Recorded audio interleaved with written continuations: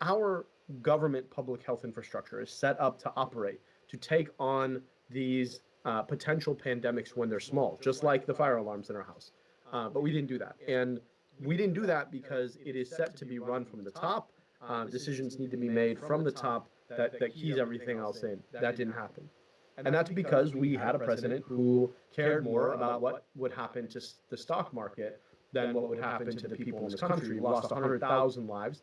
And let's be clear, a disproportionate number of those lives were Black Americans. After the first 100,000 lives were lost, somebody did a very simple calculation. They said, how many lives would have been saved if Black folks in America died at the same rate as white folks? And they calculated it to be 13,000 lives. So 13% of those first 100,000 lives were excess lives lost among Black Americans. And so we had a responsibility to act faster, but the responsibility was largely driven by the president, and he didn't. I think legislators are somewhat, they have a lot they can do in terms of response, but there's not a lot they can do in terms of prevention. That they just don't have their hands on the levers of power like that. And so it really is something, unfortunately, that was left to the president and then also to governors. And we saw governors step up and do what they could, but there are a lot of things governors can't do that only a president can do, right? Governors can't operate outside of the United States. So being able to facilitate and make sure that we have a steady stream of personal protective equipment, for example, or we have ventilators being made because of the Defense Production Act. Those are not things that governors can do. That was on the president. Right. And we definitely want to get to talking about the governor and some of the decisions that we see that were made. But I want to ask you this. When we continue to see our legislators make these moves, and especially not being willing to admit the disparities, right? And everyone's seen them. They were all before us. What would you tell us that would help us to do a better job, I guess, in screening our legislators and then being able to actually trust them? Because a lot of people are discouraged from voting and saying that they're not going to vote until this country gets together. Well, we know that that's not a good thing to do. So what is something that you could say to encourage us on that? Yeah, I'll say three things. Number one, you've really got to pay attention to who your elected officials are taking money from. And and all that is public available, but nobody pays attention to it. That's the problem. So I would really be looking at who are those people that they're being funded by. Are they big corporations that have a stake in the bottom line, or are they individuals like you and I? How big is their average donation? Are they taking huge fat checks from really rich folks and corporations, or are they taking smaller checks from folks like you or I? Two, in Michigan, I run a political action committee called Southpaw. And at Southpaw, we take really, really great care in terms of who we endorse. We don't endorse just anybody. You can't take corporate money. You got to support healthcare for everybody. You've got to stand up for the environment and against environmental justice. You've got to be for the protection of the unions who are out there for the people, not the police unions, but the police unions are out there for the people. And we don't endorse just anybody. So that's a place to start, especially if you're looking at the local level. And then the third thing I'll say is that every time we choose not to vote, what we are doing is we're doubling the vote of the folks who will vote against our best interests. We're saying, I'm not going to come out and counteract you. You vote, and then my non-vote counts against us too. So there are a lot of folks out there who don't believe in the basic values that we're talking about today. They don't believe in racial equity. They don't believe that everybody should have health care. They don't believe that we need to stand up and do something about climate change. They don't believe that redlining or segregation are bad things. And every time we choose not to go out there, we are empowering them. And we just can't keep making that choice. We've got a responsibility to step up. Now, look, I know voting is far too hard in this country. I know it's far too hard for a lot of folks. And that's because those folks don't want you to vote. And so my thing is, if somebody was working really hard to take something away from me, then I'm going to work doubly hard to make sure I get it. And so I hope that folks out there who are frustrated by the process stay frustrated. I'm frustrated too. And so let's go out and change it. That's the only choice we have. Well, and I think that's a really, really good point. I think what happens is we sit and we kind of just get caught up in life And then something happens, there's this explosion, we get mad, we come out, we protest, and then we go home. And so it's like, no, we have to have a continuum of actually doing the work and being proactive and a little less reactive. And it's hard because when things happen, you want to have that reaction, but we've got to do the work. And so funny because I think you ran a great race, and I voted for you, by the way. and so we look at it even in that race, it's, very close race in our opinion. We thought you did very well. And I thought, man, only if we could have got more people out to vote. And I looked at some of the precincts and the voting was low. And so we definitely want to have a push, to push for all races and even the governor. But we'll switch over to talking about the governor now. A lot of people had a lot of opinions, about some of the decisions that were made during this crisis. And I can only imagine how hard it is, right? You have the lives of an entire state in your hand, and you have to make the best decision possible. And so, a lot of decisions, no mask, people were mad about that, and it was just a lot going on. But one area that was near and dear to our heart, because we're really huge in criminal justice reform, and one of our top platforms is wrongful conviction. So we work with a lot of mothers, a lot of families that are suffering with loved ones in prison. And so we begin to see some of the decisions that were being made or not in the area of, I call them detained citizens. And we seen that there was a lot of like cluttering. At first, they didn't have masks there. I mean, there was just a lot that was going on. And so you think, wow, why aren't decisions being made to keep our detained citizens safe as well? It was almost like, I mean, not almost like they were forgot about. They were left behind. The whole world was securing themselves, and they were secluded in. And this horrible, horrible disease was brought into our Michigan Department of Corrections. Can we talk just a little bit about that and just the horrible situation that we still see in our prisons here in Michigan? Yeah, absolutely. Look, I'll be honest with you. I think the way that we think about crime, and we think about law enforcement, and we think about quote unquote corrections is all wrong in this state, in this country in general. And it comes back to a philosophical view. We have this philosophical view that that people who do bad things are bad people, and a lot of people won't say that, but that's what it looks like, right? Why is it that we're so focused on crime and punishment, right? You punish evildoers, right? But the department's called corrections, and if we were serious about corrections, let's not forget that the best way to correct something is before there's ever a problem. And so instead of investing, right, what we invest $33,000 a year, right? That's more than tuition at the University of Michigan. $33,000 per year per incarcerated individual. Why wouldn't we be investing that money in schools, in healthcare, in recreation, in cleaner air and water? But we failed to do that, and now we're investing all kinds of money in quote unquote corrections, which is really punishment, and policing. And so we've got to rethink this entire thing, right? Rather than investing so much in policing people, specifically policing poverty, and detaining people, why don't we invest in empowering them in their lives so that people aren't in the poverty kinds of circumstances? And so if we're serious about it, the different philosophy, which is to say that when bad things happen, it's usually because people are in bad situations, and take that and say, why don't we fix their situations? I think if we were able to do that, we would be empowering so much more thriving and flourishing in America, in Michigan as well. And COVID-19 put an exclamation point on it, right? Because if you think about it, right, all of us are free in the United States. And so, yes, the state has a lot of responsibility for us and to protecting us, but a lot of that responsibility still sits with us. But if you're incarcerated, all of the responsibility sits with the state because your life is literally defined by the state. And so for us to fail those folks, it was on us as people who pay into that government, who elected those elected officials. And so we've got to hold them accountable because their lives literally were in our hands. And you're right, like they were forgotten about. And in fact, all of the things we were telling people to do, whether it was wash your hands or sanitize your hands or stay 6 feet apart from people, you cannot do when you're incarcerated. And so we had so much more responsibility to folks. We left them in dangerous circumstances.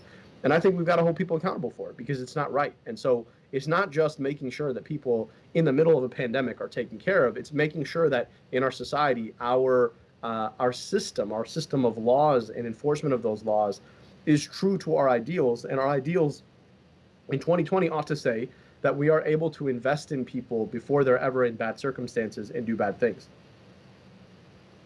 Wow. You said a lot. You said a lot there.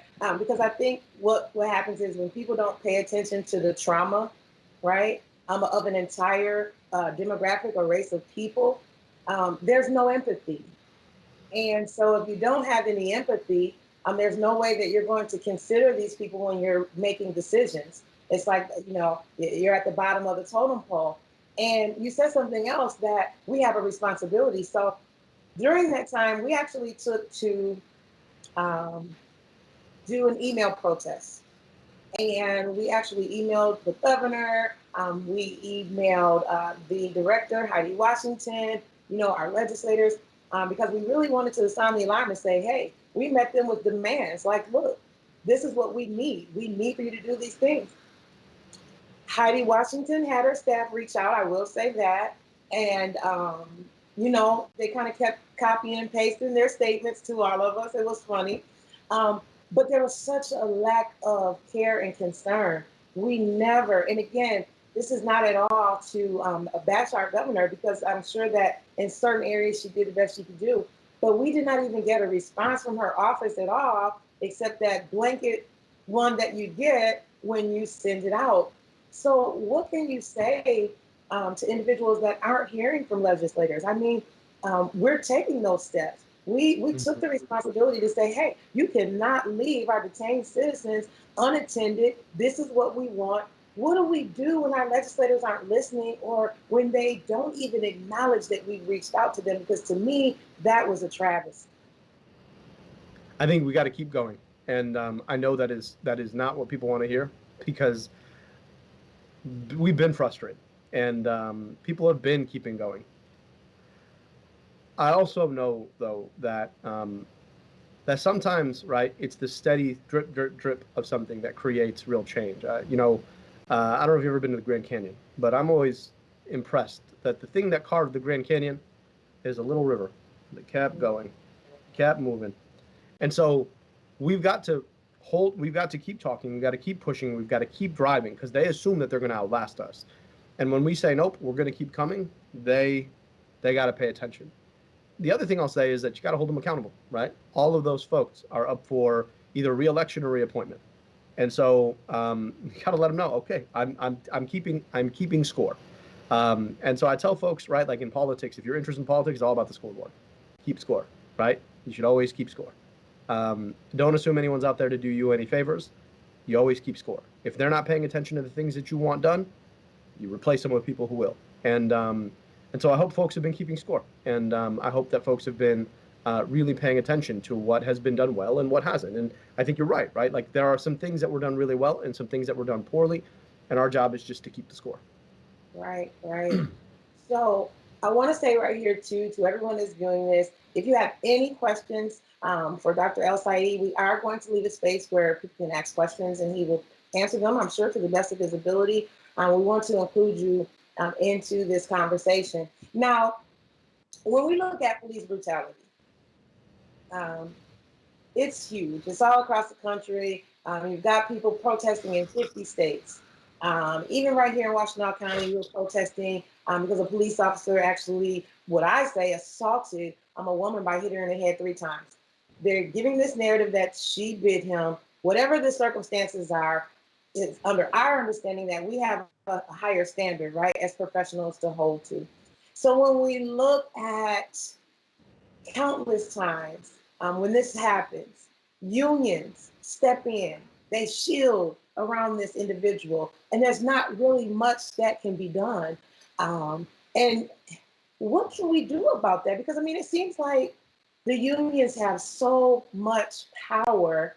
Um, and the only thing that I can think is legislatively, on a federal level, maybe this issue needs to be attacked. But there has to be a way where we can have that power snatched back in that particular area, so that if an officer does violate, operate in misconduct, kill someone, that they can actually be held accountable. I think sometimes people think, oh, well, they're not going to do anything anyways. And we've been telling people all week, you have to change the narrative. You have to change the narrative by being involved in holding these people actually accountable. But to me, it seems like political moves where you don't want to say anything to rock the boat. So you don't want to say anything to lose the union votes, things of that nature. I mean, so what could you say to us as far as the unions are concerned to actually protect these officers when they do violate us in these streets? Yeah, look, I think we need to step up and say change has to happen, and change never happens because people lacked courage. And so we've got to show the courage of creating change. And I also say that, there's been a lot of conversation about the kind of reform that we need right now. And I think we need to be paying attention to all of it. I worked at a health department in the city of Detroit, the biggest city in America. I had to fight tooth and nail to get my department funded. And yet it is still one of the least funded departments in the city of Detroit. Mm. If you look at funding for public health in Detroit relative to funding for police, you're talking about a small fraction as much. And so my sense is that we've got to change the way we fund. And I don't like the term defund, because really I think we should be talking about refund, right? Yeah. I think we should be refunding public health. I think we should be refunding recreation. I think we should be refunding public schools. We should be refunding libraries. We should be refunding public spaces, right? Yes. That's what I think we should be doing. So all of those funds that the police departments have eaten up, I think we've got to push them back to where they need to go. And that would be a really, really important start. The other part of it, like you're talking about, is that that we do have to rethink the power of police unions. We do have to rethink the ways that they've been able to stick their claws into politicians and scare them into any kind of action. I do think we need to re-empower the accountability boards and citizens review boards. So those things go hand in hand. But I think we need to be thinking about all of it. And then the last part of it, I'll say, is that we are the only country in the world that that allows our police to police us like they were a military. And I lived in the UK while I was in grad school, and in the UK, their cops don't have guns. And not to say that their cops don't brutalize their people sometimes, but it's a very different level of brutality when you're not looking like RoboCop. And so I think we really need to be asking, when did we allow our police to turn into a military that could have its way with us? And then the last point I'll say, Trische, is that we as a society just have to rethink what it means to be, quote unquote, part of the public, right? Because you think about, these officers are supposed to protect the public safety. So what does it tell us about how they think about the word public when we watch Black women and men get killed by, quote unquote, public safety officers? It says that they're not part of the public. In fact, even worse, they're part of what they're supposed to keep the public safe from, right? And it's not just public safety, public schools. Look at the funding for Ypsilanti Public Schools versus Ann Arbor Public Schools. Look at the funding for Detroit Public Schools versus Novi Public Schools. And then it's public health. Look at how many people have been killed by COVID-19 who are Black versus white. Then it's also public utilities. We don't have to go too far to get to Flint, where the people were poisoned by a public utility. So all of this together tells us that Black people have been excluded from the term public in America for a really long time. Right. And so we've got to rethink what it means to be a part of the public, and we've got to demand that Black folks are a part of the public. And not only that, is not enough just for our public systems not to be racist. They have to be anti-racist. So we have to start reinvesting in in Black communities where we have disinvested for a very long time. And anybody who says, well, that's reverse discrimination, that's garbage. That's correcting the wrong, right? We can't ignore the fact that, going all the way back to the founding of this country, racism and Indian removal are the original sins in the society. Right. And so they are the trench in the civil geography of our state, of our country. And so we've got to start filling in the trench, right? Yeah. You can't just ignore the trench and be like, there's no hole there. Of course there's a hole there, Yeah, right? yeah. And so it's not just about taking our systems so that they treat everybody equally. Yes, and under the law, right? Everybody should be treated equally. But our public investment cannot just be equal if we want to really achieve equality, right? Because that would be inequitable. And so we've got to do a lot better when we think about these issues. Oh my goodness. There's a lot to unpack there with what you said, because when you think about our Black and brown citizens, it's almost like we're dehumanized in the eyes of some Americans. And I'm sorry, I'm just tearing up a little bit, because at what point will we be viewed as humans? It's almost like, you're less than a dog. You know how people love their dogs. You're part of family to them, and it's almost like our Black and brown individuals, the people, we're just treated less than human. And I don't know. And so when you say healing politics, it's like, man, so much needs to be healed, right? Healing hearts, healing our minds, healing the way that we think about individuals, and even healing the way that we think about ourselves, because you love people the way you love yourself. And I don't think people really understand that it is a reflection of how you feel about yourself when you treat people the way that you do. What can you say to us about how we are dehumanized in the eyes of individuals? So I want to talk specifically about these protests, right? What are we all protesting? Black Lives Matter. Right. In 2005, the former Surgeon General, his name is Dr. David Satcher, he was a former Surgeon General under Bill Clinton. He did a very simple study. He asked, how many lives in America would we save every year if we reduced the mortality rate, the rate of death among Black Americans, so that it was just like white Americans, right? And he found that we would save 83,000 Black lives every year. Now, you hear a lot of folks shaming protesters over protesting because of coronavirus. Now, here's the interesting thing.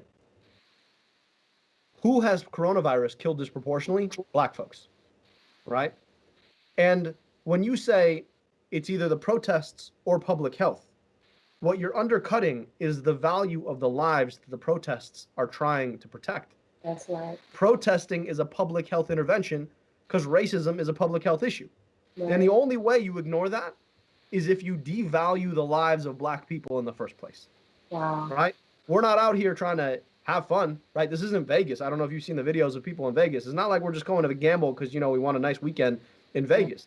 Right. We are out here because Black people continue to get killed in the streets. We're out here because every system of American life fails Black people. So we're fighting for Black life. That's why we're doing this.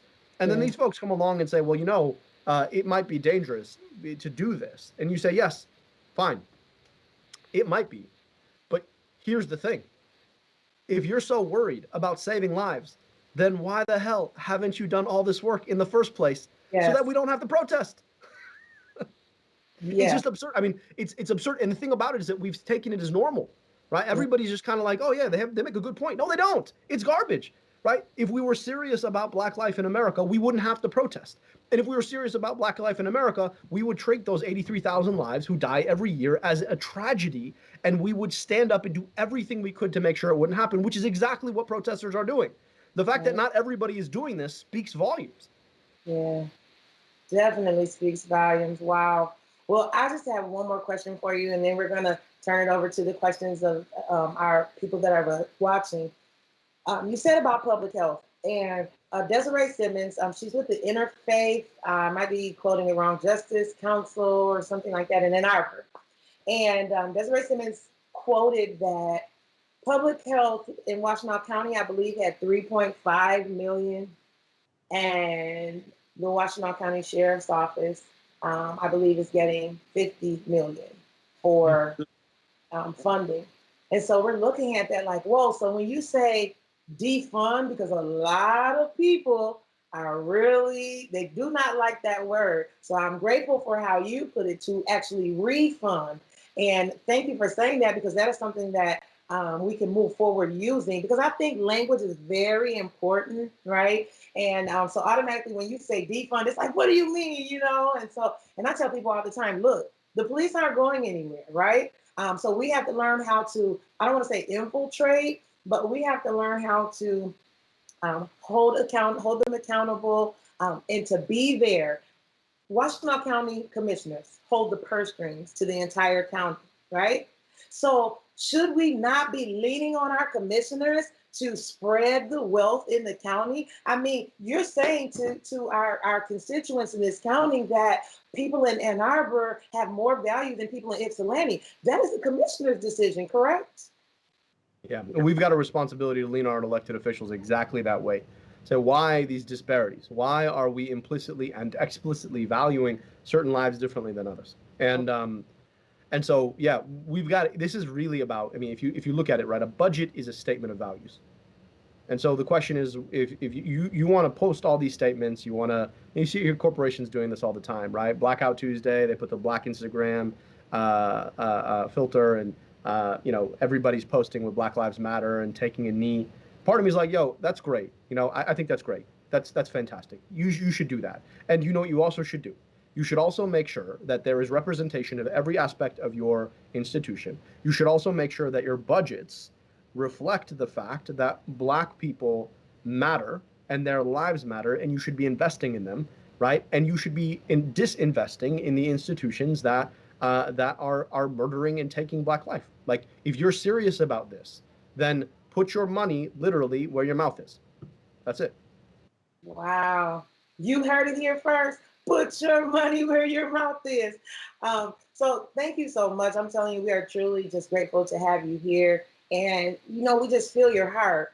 We always have your supporters. And so I don't know, we're hoping you run again. And if you run again, you definitely have our full support to usher you into that office, because we've been telling people all week that we've got to get people elected that will have the agenda of the people at the forefront of their mind and hold them accountable if not. So thank you so much. I want to go to a couple of questions here that I have. Somebody says, how did you come up with the title for your book?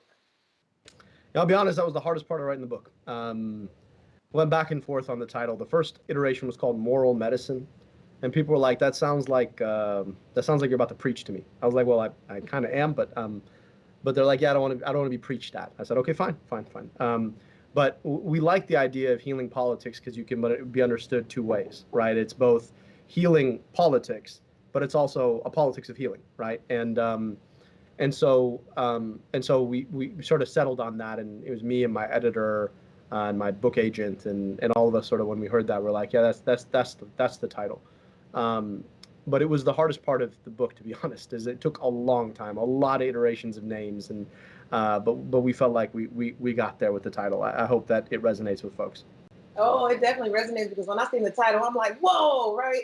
Anything healing just kind of hits my soul. And so, I think that definitely was exactly what that title needed to be. Now, I have a question here. Again, everyone knows you are a doctor. And so during the COVID season, in the Michigan Department of Corrections, and they have denied this, so I will say that publicly, but we got calls from multiple family members who stated that their loved ones were given, as a remedy, vitamins. They were given zinc and vitamin C and things of this nature, to actually fight this COVID-19. Was that something that you feel like was the right move, being a doctor? Look, these kinds of vitamins, this is the first time I'm hearing of this, but these kinds of vitamins don't hurt you. But there is no evidence to suggest that they are a real frontline treatment or prophylactic, meaning that they'll prevent COVID-19. So the argument that somehow this is the way to prevent COVID-19 is absurd. But it doesn't hurt. In folks taking vitamin C or zinc, there is some questionable evidence about whether or not they do empower your immune system, so it's fine. And my point would be like, cool, yeah, give people vitamin C and zinc, and also get them all the PPE they need, the hand sanitizer they need, get them in safe circumstances where they can be spread apart, and at best, send them home. Yeah, yeah. Well, and that was one of our demands too. Especially with the wrongful conviction community. If you have individuals that have Brady violations, if you have individuals where you can see clear-cut prosecutorial misconduct, then allow these individuals to go home, sort it out later. If you got to put them on house arrest or whatever it is that you want to do, then do that and let them come home. Well, of course, we see no move was made like that. And to be honest, I don't know if any, I'm sure there were some people that were let go, but the individual I'm speaking about had about, I want to say 6 weeks left. 6 weeks left with pre-existing conditions, heart disease, and of course they did catch, the COVID. They contracted the COVID, and so when you look at that, it's like, wow, this person only has 6 weeks left. Why in the world would you keep someone in like that? So is that something that would be the parole board or that the governor? I mean, who would have made that decision to release these folks early? I hear my daughter in the background. Sorry about that. So Give me just a second. She sounds so cute. Yeah, she is. Big voice. Look, I think it's every level. So it is, yes, the parole board, but it's also the state corrections office and even the governor, right? I mean, when you're talking about state law and state penitentiaries, that is also within the governor's purview. So we've got to be putting pressure on all levels to be able to take this on and to get people back home in these circumstances. Right. Wow. Well, it looks here like we don't have any more questions. Your book, from what I have read so far, I'm not even going to lie and say, oh, I read all of that. No, I did a crash course, right? But what I mean, up all night, just powerful, right? And so I just want to say to our viewers, this is a book that you definitely need. It's not even a want. This book, in my opinion, is a blueprint of how we move forward, how we can say what it is, right? Because you got to say what it is first. In order to get where you're going, you got to be real about where you're at. And so I think your book was just excellent to lay that out there. And if anyone wants a copy of the book, you can go to Healing Politics Books. Book.com. Oh, book.com. Yes, and I think we're going to display that as well so that our viewers can see that. This is definitely a book that you want to go and get for anyone, right? But most definitely for our up and coming political leaders. You definitely want to take a look at this book. You want to weigh your own values, your own integrity. Why are you running? Are you running so that you can put the best interest forward of the people? Because the people are the most important thing should be to someone that is running for office. And so thank you so much. I just want to yield the floor. We got about 5 minutes left. Do you have any final words for us or anything that you want to leave us with? No, except for to say thank you for your work and your leadership. This community is so privileged to have somebody who is willing to spend so much of her time and her effort and everybody in the organization. I'm just really grateful and grateful to you for picking up the book and highlighting it and to for all the work that you're doing out there on the front lines every day, advocating for folks who don't have your platform and your voice. That's the work. So thank you. I really appreciate it, and I hope that we get to see each other in person again soon. Okay. All right. Well, thank you, and you have a wonderful evening with your family. Thank you. So yeah, just want to say to our viewers that we are again grateful for you being here with us. A couple of things we want to talk about here before we leave. We are continuing the protest. Why are we protesting? Because we have to apply the pressure, right? But not only just apply the pressure, and we've been saying this all week long, it is not enough for you to just vote. When you vote, you just open the door. You have to walk through to holding your legislators accountable. And yes, while the protests are important, because when we sound the alarm, people listen. When you sound the alarm, especially when we join together, Black, white, just all different nationalities. When we sound the alarm like that, we become stronger and we become powerful. So that is important. But what is most important or equally important is the afterwork. The afterwork of following us to these commissioner meetings, because we're going to the next open commissioner meeting, and following us to these city council meetings. We have to be there. We have to be present, and we have to do our part. We cannot sit up and hold legislators accountable for something that we dropped the ball on. And it is my knowledge that part of the reason why we're here, it is on us. Because we have allowed our legislators to trick us into thinking that they have the real power when we have the real power. We just have to use it. So I want to encourage you tomorrow, if you're not busy, meet us at the Washtenaw County Sheriff's Office, 2201 Hogback, that is in Ann Arbor, Michigan, 48105. We will be there at 1 p.m. And let me say this, we are on peace. We are promoting peace, love, and justice, and under God. Because at the end of the day, when we fight the right way, I believe that we can gain results. And so again, now I don't want to, because there was an inbox message that we received that we shouldn't put down some of the other protesters who are looting. We don't want to do that, because when we divide ourselves, that's when we lose power. We just want to say that what we're doing, we want to keep a certain level of peace because they're family friendly, and we do have a lot of children that are coming as well. So we just thank everybody for being with us. Also, too, Friday, June the 12th, we will be in Belleville at 4 p.m. We'll be protesting there from 4 to 6.